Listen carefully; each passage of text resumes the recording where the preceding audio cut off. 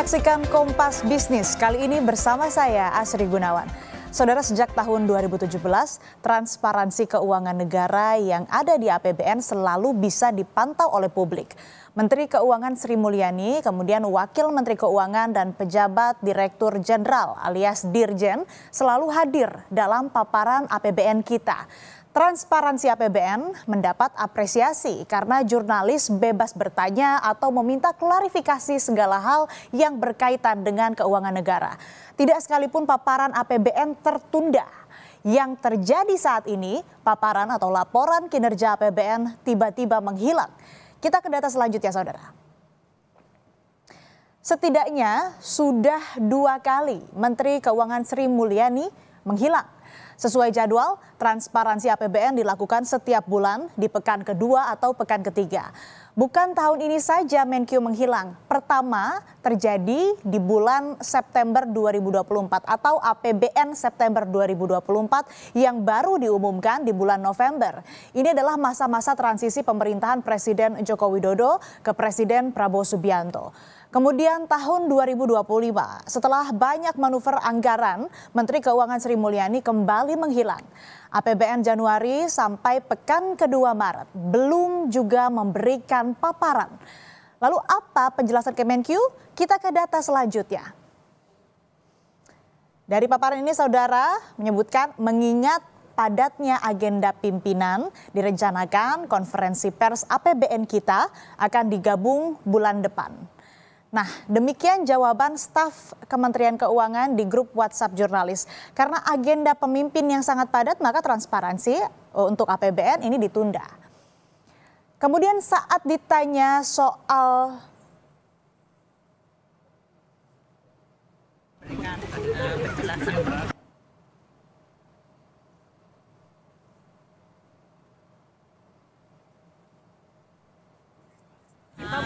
kapan ya Bu konferensi? Nanti kalau kita sudah selesaikan seluruh adjustment, kita akan segera memberikan penjelasan.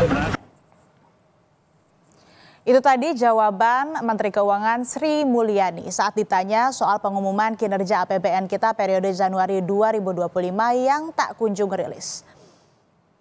Nah, saudara, di tanggal 15 Februari 2025 saat perayaan HUT Partai Gerindra, Presiden Prabowo Subianto mengumumkan manuver APBN. Total ada 750 triliun anggaran yang akan direalokasikan dari APBN. Putaran pertama adalah penghematan dari pos bagian anggaran bendahara umum negara atau BABUN senilai 300 triliun rupiah. BABUN merupakan anggaran yang langsung dikelola oleh Menteri Keuangan dan tidak berada di bawah pos anggaran kementerian dan lembaga atau KL tertentu. Potongan tahap kedua berasal dari kementerian lembaga di luar Kementerian Keuangan dengan nilai 250 triliun rupiah. Semula, potong anggaran ini direncanakan 306 triliun rupiah, kemudian bertambah jadi 308 triliun. Tetapi 58 triliun rupiah dikembalikan. Jadilah potongan tahap 2 bersih ini menjadi 250 triliun rupiah. Kemudian ketiga, penghematan anggaran berasal dari dividen BUMN. Dividen BUMN ini ditargetkan 300 triliun rupiah, tapi 100 triliun dikembalikan ke BUMN untuk modal. Jadi dividen bersih yang disetor ke Presiden ini hanya 200 triliun rupiah. Nah, dari pos inilah terkumpul 750 triliun. Lalu untuk apa manuver APBN 2025? Kita ke data berikut. Yang ini, saudara, kami pakai kurs dolar Amerika Serikat sesuai dengan pidato Presiden. Dari total hasil realokasi anggaran sebesar 44 miliar dolar Amerika Serikat, 24 miliar dolar atau hampir 400 triliun rupiah akan membiayai program makan bergizi gratis. Sedangkan 20 miliar dolar sisanya baru menjadi modal Danantara. Danantara boleh menambah modal dari sumber manapun, asalkan sah sesuai aturan. Dan bulan lalu, saudara, Presiden Prabowo Subianto mengumumkan manuver APBN. Ada potong anggaran di kementerian dan lembaga dan disebut penghematan. Kita dengarkan pernyataan Presiden saat itu. Kemudian memang penghematan yang lagi rame, penghematan.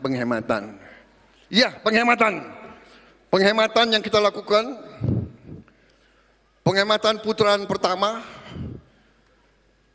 oleh Kementerian Keuangan disisir dihemat 300 T.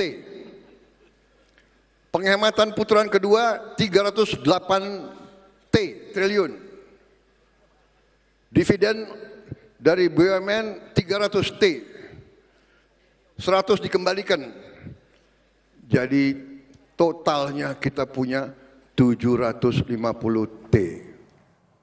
Usai jeda, Kompas Bisnis akan kembali masih dengan ulasan mengenai APBN kita yang 2 kali menghilang. Apa dampaknya terhadap reputasi pemerintah di mata investor? Kami akan tanya ke Direktur Eksekutif Selyos, Bima Yudhistira. Tetaplah bersama kami.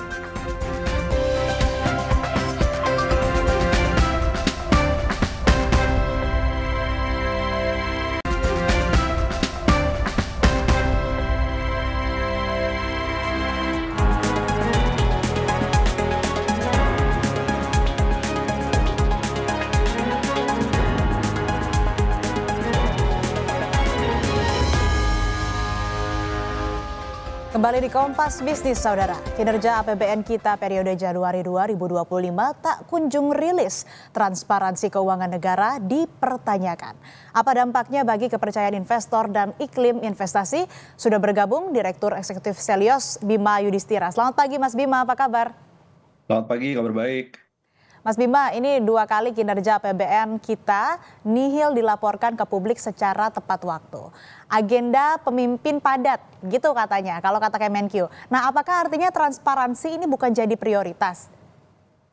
Ya, seharusnya kan transparansi menjadi hal yang sangat penting ya. Karena apa? Di dalam APBN kita, itu masyarakat, publik, investor bisa membaca bagaimana kondisi penerimaan perpajakan. Untuk apa?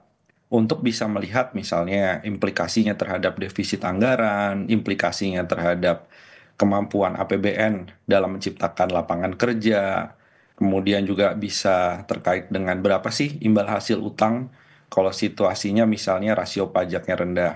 Itu baru dari sisi perpajakan. Belum bicara soal dari sisi belanja. Ini efisiensi belanja kan yang jadi pertanyaan.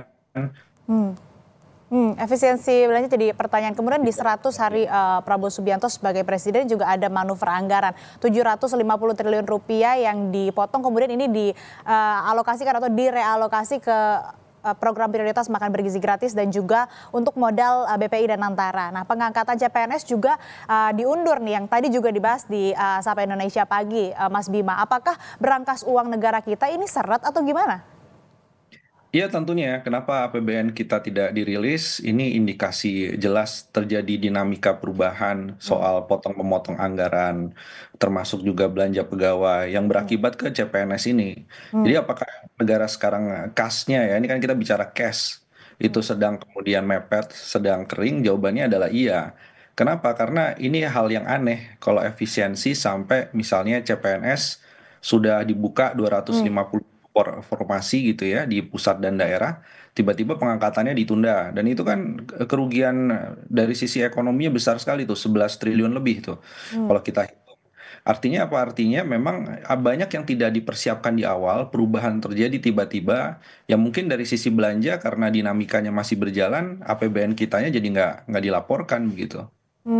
Nah, apakah ini berkaitan juga dengan Kortex atau ada hubungannya dengan realisasi pajak yang meleset mungkin, Mas Bima?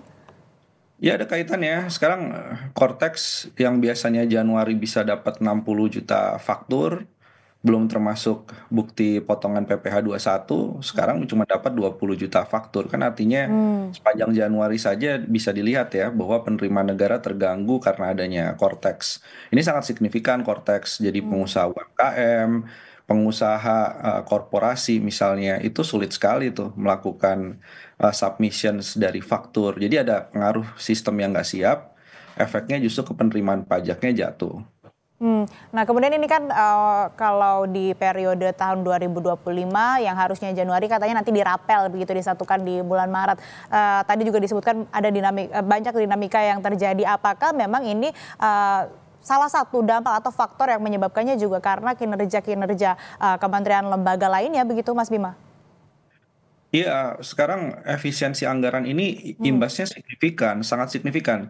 Kenapa? Karena di pemerintah daerah kan APBD juga terdampak karena Hmm. transfer daerahnya ikut dipangkas, dana desanya kemudian juga digeser.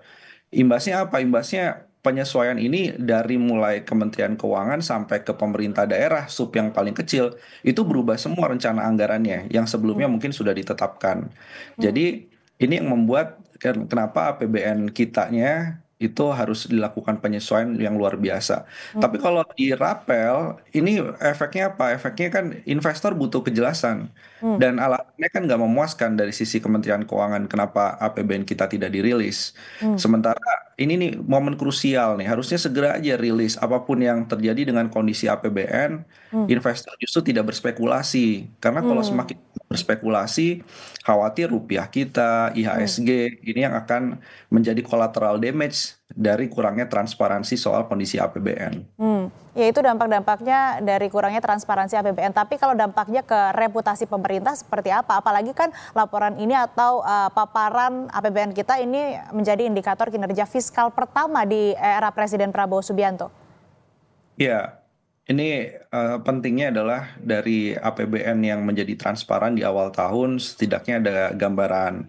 Dari segi pemerintah misalnya, oh ini yang harus warning ke depan, program-program prioritas ini mungkin akan didorong, yang ini akan ditunda dulu. Hmm. Penerimaan pajak yang lagi kurang begitu bagus, solusinya adalah A, B, C, D, misalnya ada Hmm. pajak-pajak yang lebih menyasar pada kepatuhan, Hmm. ada pajak misalnya kenaikan royalti dari Minerba, itu kan yang bisa dibaca kalau tahu. Nah ini Hmm. masalahnya kan baseline-nya tidak dipublikasikan. Hmm. Padahal sebenarnya bukan untuk kemudian mengkritik ya, Hmm. misalnya, wah APBN-nya kurang bagus. Enggak, tapi mencari solusi bersama, ini APBN ke depan penyelamatannya seperti apa. Hmm. Satu lagi adalah bank. Bank ini juga perlu tahu soal situasi APBN. Oke. Karena bank itu khawatir sekarang likuiditas itu tarik-menarik antara pemerintah berutang dengan surat berharga negara dan menyedot deposito dari perbankan karena Hmm. perang suku bunga. Ini juga berpengaruh nanti ke pertumbuhan kredit kinerja bank. Tapi kalau ditarik dari jauh begitu ya, Mas Bima, terlepas katakanlah mungkin keadaan keuangan negara kita yang tidak baik-baik saja, laporan APBN yang tidak baik-baik saja, banyak ketidakpastian dan lain sebagainya, banyak perubahan begitu. Nah, apakah lebih baik untuk menunda dan kemudian merapel begitu sampai akhirnya dirasa siap untuk dipublikasikan, atau ya seharusnya sesuai sesuai tenggat waktu saja untuk kemudian melakukan paparan sebagai transparansi. Nah, ini mana yang lebih baik untuk negara sendiri?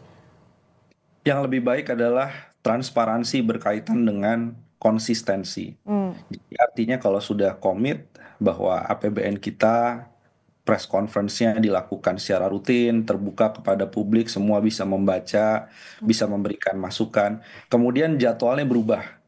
Ini Hmm. ini nggak bagus ya dari sisi transparansinya. Mhm. Karena banyak spekulasi yang beredar nih selama di rapel itu. Ini apa yang terjadi dengan APBN? Saya pikir Hmm. kejujuran penting hari ini. Hmm. Bagaimana bisa setransparan mungkin, sebening mungkin untuk Hmm. bisa dilihat seperti gelas kaca begitu isinya apa. Sehingga investor pun juga yakin, oke, pemerintah mengarah pada kebijakan yang benar, tapi memang ada tekanan eksternal, ada penyesuaian di awal. Tapi Hmm. kalau dilakukan rapel, ditunda, melakukan transparansinya, ini justru menimbulkan presiden yang kurang begitu bagus, karena Hmm. akan menebak, oh berarti Danantara modal awalnya besar banget nih dari Hmm. APBN, belanja negara berapa sih yang diefisienkan, Hmm. karena itu yang sebenarnya sedang ditunggu, Hmm. dan semakin tidak transparan, ya ini akan berpengaruh bukan hanya di portfolio investasi, tapi juga investasi langsung ya, Hmm. FDI itu akan berpengaruh untuk wait and see dulu. Ya penegasan Mas Bima, artinya memang paparan atau ya penyampaian soal APBN kita oleh Kementerian Keuangan ini harus tepat waktu, dan ini bersangkutan dengan reputasi pemerintah. Tadi disebutkan oleh Mas Bima juga utamakan kejujuran, transparansi ini untuk kepercayaan publik, dan juga yang terpenting ini artinya juga dampak besar terhadap kepercayaan investor begitu ya? Ya, ya. Sebelumnya kita juga menyampaikan protes gitu ya atau kritik lah bahwa sebelumnya itu tebal sekali tuh laporan soal kinerja utang pemerintah. Tapi Hmm. kemudian semakin lama semakin susut, apalagi cuman dipasang di website yang seala kadarnya dan dijadikan satu dengan APBN kita. Nah, sekarang kinerja utang yang digabung dalam APBN kita, pembiayaan pemerintah, itu ditunda juga, begitu kan, dirapel tadi rencananya. Jadi makin lama makin menyusut, dan ini sebenarnya bukan hal yang baik ya dalam mengelola keuangan negara. Satu pertanyaan lagi Mas Bima, kalau APBN kita aja hilang, kemudian apa sih yang bisa jadi tolak ukur transparansi dari anggaran pemerintah ini? Ya, ini pertanyaan yang menarik karena APBN yang disusun dengan APBN yang sedang berjalan realisasinya ini dua hal yang berbeda. Ya. Yang kita tahu hampir sebagian besar asumsi dari APBN itu meleset biasanya karena ada banyak dinamika. Nah, jadi apa yang bisa dipegang? Yang bisa dipegang apa kalau mau lihat kinerja APBN? Salah satunya adalah imbal hasil dari surat utang. Kemudian ada CDS, itu terkait dengan resiko surat utang pemerintah gitu, credit default swap. Jadi kalau CDS-nya naik, imbal hasil pemerintah surat utangnya naik, berarti ada resiko. Kemudian yang bisa dibaca juga dari sisi outlook yang dikeluarkan dari peringkat surat utang. Itu yang hanya bisa dibaca, tapi kan kita ingin melihat detail peranggarannya. Nah, ini missing kalau APBN kita tidak dipublikasikan. Ya, kita sambil menunggu kapan terbitnya APBN kita atau pemaparan dari Kementerian Keuangan, ya kita juga berharap pemerintah ini bisa lebih bisa lebih cepat begitu dalam melakukan penyusunan untuk laporan ini, karena tadi ya seperti disebutkan oleh Mas Bima, transparansi menjadi dan kejujuran begitu ya jadi kunci reputasi pemerintah, tidak hanya untuk publik, tidak hanya untuk masyarakat, tapi juga ini berdampak besar terhadap iklim investasi. Terima kasih Mas Bima Yudhistira telah bergabung bersama kami di Kompas Bisnis. Sehat selalu Mas. Ya, terima kasih.